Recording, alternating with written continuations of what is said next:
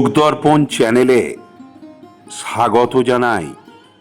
ভিডিওটা শেষ পর্যন্ত দেখার জন্য অনুরোধ রইল। আর চ্যানেলটি যদি সাবস্ক্রাইব করা না থাকে তাহলে চ্যানেলটি সাবস্ক্রাইব করুন, লাইক করুন, শেয়ার করুন আর বেলটা টিপে অল করে দিন নতুন নতুন ভিডিও পাওয়ার জন্য। এখন যে ব্যায়ামটি দেখানো হচ্ছে এই ব্যায়ামটি অভ্যাসে কোষ্ঠকাঠিন্য দূর হয়। পায়খানার সমস্যায় ভুগছেন তো? মন ভালো লাগছে না, আনন্দে থাকছে না, পেট পরিষ্কার হচ্ছে না, আর কোনো চিন্তার কারণ নেই, আর কোনো মুটো মুটো ওষুধ নয়।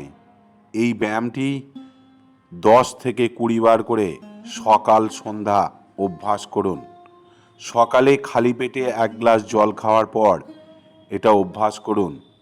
দেখুন সঙ্গে সঙ্গে আপনার পায়খানা পরিষ্কার হবে। এবং এই ব্যায়ামটি অভ্যাসে হাতের নার্ভের সমস্যা সারায়, ঘাড়ের ব্যথা, পিঠের ব্যথা সারাতে সাহায্য করে।